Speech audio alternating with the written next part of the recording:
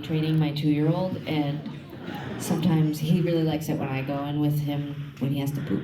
And like I'm a calming force for him, just in case anyone needs to know.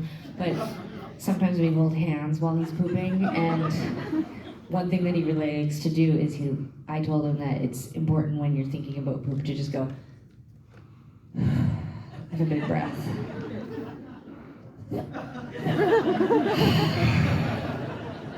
You guys feel better? Thank you. That was better. Yeah. All right. Okay. The origin. Origin, yes. Origin. But first, I forgot a thank you. I don't know how I could, but our investigator, our associate producer, Madeline. I know you will not want to stand up, but this person was so good that we hired somebody from the FBI, and when we were putting all the stuff together for him, he asked if he could hire Madeline, and she said no. So origin, I worked with Jenny Eliscu on a film called Britney versus Spears, and we really wanted to work together again because she's a force. And she gave me this, she did this one pitch, and then she was like, I have this other one. Do you know the band Tegan and Sara? I was like, what? I know the band Tegan and Sara. And then I got to meet you, and I held my cool, and we talked it through. Yeah, I had pitched it as a podcast, and Jenny said she wanted to get Aaron involved, and we had a meeting, and Aaron was lovely and deeply empathetic on the call and seemed to understand the culture of our band and just queer culture and music. And she was like, you guys are out of your minds. It's not a podcast, it's a movie. And I was like, sure, whatever. And then it was a movie. And what year was that? 1800. Yeah. like March 2023. 2022. It's been a long couple years. Well, relating to that too, I guess like making it a movie now, right? This is other implications on the visual aspect too, right? Like you incorporate a lot of media that people are hiding behind avatars, but this makes people confront things too. What was it like? It seems like a lot of the participants, Aaron, I think you probably approached first, right?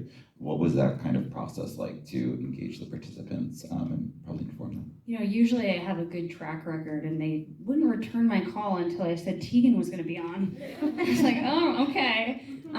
So, despite an incredibly busy schedule, Tegan joined most, if not all, of the pre-tape calls. And that was really important because the thing with catfishing is there's so much deep shame and humiliation that comes from it. That's a part of our sort of cultural understanding of it. And so people are like, no, I don't want to tie my name next to that. But they really wanted to apologize to Tegan for their invasion of privacy, but what had happened to Tegan? And in that, when there was this sort of, going back and forth transference, they said, yeah, I actually do want to take part, and I do want to uncover what happened. And Sara, I think you were the first one that kind of found out about fake Tegan. Suspicious. Imagine I just been like, don't tell Tegan, let's just walk away. Very different 15 years. Were you worried about it right away, or were you like, what is this? What? Yes, I was extremely concerned. She was like, where are you? Get online and change your banking password. And it's true. We were very worried initially that this was less, we did have a sense that it was personal. We could never have understood what was really happening in that first kind of I want to say week, 2 weeks as we were sort of trying to figure it all out. But a big first concern, I think a lot of people when you're hacked or you're being catfished it's financial. We think it's somebody stealing your money. That's I think that is the first instinct for most people. You're not like, oh, I think the Bank of America person who pretended to work for the Bank of America just wants to be my friend and have a long, extended relationship with me. They're trying to get into your goddamn bank account. So I think initially it really was financial. I was like, oh my God, they know everything. They have all this information. They're trying to steal our money or, I don't know, hurt us in some kind of financial way. So yeah, I was really concerned. And then I think once we started to realize, I still can remember the sort of acute feeling of reading the emails that the exchange of emails specifically between Julie and Fegan. I was like, oh God, they know all this really personal stuff. Like, this is really serious. We had no language for it. I didn't even, now, yeah, I'd be like, oh, this is catfishing or this, whatever. It was so unknown to us. It was really scary. And it also made me want to say to Tegan, I told you so, I hate the internet. I've been saying that since the internet. Literally, like since the internet started, I was like right away. In high school, I actually dated this girl whose mom had an affair on the internet. And I was like, it's bad. I hate the sound of the internet. I hate it. Not this again. We have to No, put this Erin, out I'm on the sorry. internet. Erin is always at all of these areas like, I love the internet community. Moving. No, I don't like it. We manage all these like, however long humans have been doing it, and we did fine without the internet, like 1 year. Let's just try 1 year. It's like all of you are sober now. Like, let's try 1 year without the internet. You can do sober January, but you You're can't not do taking no me down. Instagram. You're not taking me with you. This will be streaming on the internet and sharing good things though. Well, so I love sort of the openness and vulnerability and sort of just like honesty, you know. Especially Tegan and you talking about sort of, even at the beginning, yeah, I think I still maybe regret this decision to be part of this documentary. And you know, your fans mean so much to you. So I'm wondering, you know, as you look back and look at this documentary too, is there anything you regret in providing access to your fans, or anything that you've processed in the way that you have been open and wanting to connect with your fans, and you know what they mean to you and what your music has meant to them?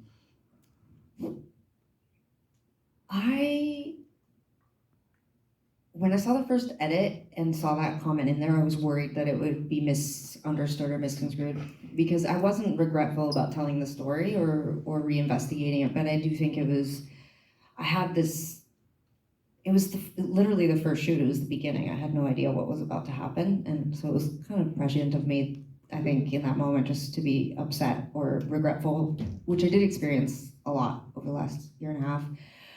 I think probably the top layer of that was that I didn't want to offend our audience. I think I've spent our entire career trying to uphold like a really good connection to them, as I'm never not aware that we've lived an absolutely incredible life, and we have our audience to thank for that. But I think somewhere along the line, it distorted, and I thought that I owed them something. And I think this film, I was afraid I think that revelation was happening to me as we were filming. You know, I think in a lot of the conversations, all the people we spoke to, even the really difficult conversations, I left them with a deeper understanding of our relationship to our audience and celebrity and fame and music, and I felt really grateful. I think it really opened up a lot more empathy and compassion in me, even for fake Tegan, even for the victims who also victimized me and traumatized me. I left the experience understanding that they had their own experience. But yeah, I think that check in with me next week, but you know, I'm hopeful that people see the movie and understand. We're actually handing out a Zoom link later. My email is actually posted at the door, so just let me know your thoughts. Yeah, let me know what you think of the movie. But I mean, I've already been honest about this, that people have already approached me. I'm not sure if they've seen the movie or not, but I've already been told by lovely people, lovely fans of our band, like, you seem so much happier now. You seem lighter. I feel closer to you. They're literally describing a parasocial relationship to me after, you know, so it's hard because He's so much more fucked up now, like you guys. No, opposite. No, but I think it's like, I don't know, I don't think that you could like watch this movie and walk away and completely understand it. It's like we lived it for 18 months and I'm still unraveling it.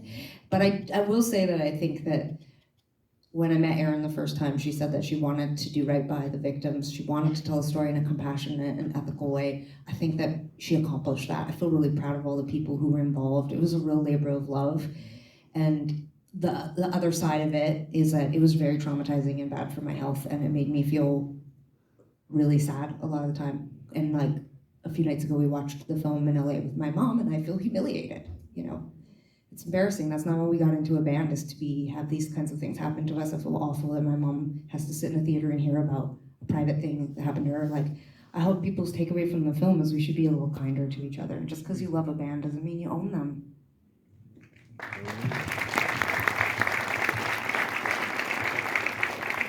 Absolutely, and I feel like there's so much sort of catharsis in the process of telling the story too, right? But also sharing the story to be like, hey, this is not talked about as much as it should be talked about. So people who are not fully conscious of it, especially when they're hiding behind an avatar, you talk about the cruelty of that when you can't be human. So I'm wondering sort of in this process, Erin and then both Tegan and Sara, sort of what was the most surprising thing that came up during the making of it, and what kind of resonates with you after having completed it now too? You know, I was not pleasantly surprised when Tara did not show up to the shoot. Christine, our DP, is here somewhere tonight. If you want to stand up. I'm so sorry. Yeah, she's awesome. She's really it. And we were gonna get that, and I was gonna really get to the bottom of it when we flew there, and she didn't even show up. What? Oh. Did you get a lobster roll? Laugh away. Did you get a lobster roll at least? I did get a lobster roll. And so that was really surprising. I make films about horrific true crime cases. I've seen the worst of the worst, and I thought this was going to be a lighter journey for me and for the people I was making this with, and I could not have been more wrong. But yeah, I don't know. I hope that there was catharsis, and I felt your mom in the theater when she was watching. I was like, oh God, no, mom's watching, Tegan's mom and Sarah's mom's watching it. But Tegan's her favorite, it's fine. Wow. Okay, throw to mom's favorite then. Documentary number 2. I mean, we were all really surprised that how many of the people we spoke to said that they ignored their guts, like they ignored their instincts. That was surprising, but not surprising at all. Obviously you witness it on screen. I was really surprised, and Tara wasn't the only victim who expressed this, but most of them were, the few people who said it were just like, oh, this didn't affect you, why would this affect you? You're like a famous person, you don't care. And that was weird, because I do think we've cultivated a connection with our audience that feels genuine, and I feel like we've really tried to remain. I mean, all you have to do is watch footage of us when we're 16 years old to know that I haven't changed at all. Sarah's slightly more elevated, but I am literally the same dirtbag I was at 16, 17 years old. And so, I don't know, that felt so real to me. And this has really fucked that up for me. I guess I come off as completely separate from, I don't know, it was a weird mind fuck, because we had some of the victims were and people we interviewed were like, you're so down to earth and you're so nice and so available, and then other people were like, you're impenetrable, you don't cry or have pain, and I'm like, what, really? So I think I'm unpacking that surprised me. That actually sounds a lot like couples therapy. Yeah. I was a little bit more removed. Sorry, I feel like I'm being annoying tonight. I'm just bit, but it's so We're hard. here for it. This is what we do. This whole documentary thing has been be somber, be serious. We laugh at No, that's why we brought you along. I know. It's actually one of my things. If someone's not funny, I'm I don't even know if they're alive. But thank you. One of the things that was really surprising to me, through this process, watching the film, is I do think that this is wild. Buckle up. I think this actually had a positive effect on our lives in some ways, because not all the stuff about protecting ourselves and having boundaries and all the stuff we talk about constantly in press and whatever, but this is not the most important thing in our life. Being in a band, making music, winning awards, doing stuff. The most important thing in our life is each other, and our family, and our friends, and the legacy. Tegan said this to me when we were making our TV show High School, actually. We were having some conflict during that project, and she said, look, our legacy is gonna be how the people we love and who we loved and who love us remember us. Like, our friends, our family. We are good people. We are kind people. We are humble people. Like, that's all that's important to me, and that's it. Like, I love being in a band. I love doing all of this shit, but like, it's just not that important when it really comes down to it. Like, we are just simple people, humble people, and the most important relationships in my life are to the people I actually know, and that's who should be important to you. It's so cool to love a band. It's so cool to love a writer or watch a TV show. God, you can't even know how many times I've watched Sopranos since the pandemic started. It's really But, like, disturbing. it's crazy. Really I'm disturbing. unwell. But the most important relationships in my life are the ones that are real. And that's what you should be cultivating in your life. And the only thing I'm going to care about at the end of my life is Who is fake Tegan? who is fake Tegan. No. Anyways, that's it. Thanks a lot, Tegan. I thought about making that joke. I'm so glad that No, you did. I can do it. You be professional. Another great joke, Dan. I'm getting the sign that we have to wrap. Although I guess we can talk forever. But You have I just such a wanna nice ask- voice. Did you ever think about getting into radio or Maybe therapy or producers or agents. sex or anything? Okay. Speaking of audio. Okay, so as a final question, any final thoughts? But also, this is a cathartic process. We were talking about music. I'd love to hear from each of you as a final note, what you listen to get you through a tough time, whether it's an artist or a certain song you love, you can share. No, Erin, you go first, please. Okay, I love this podcast called Money for Couples, where couples fight with each other. What?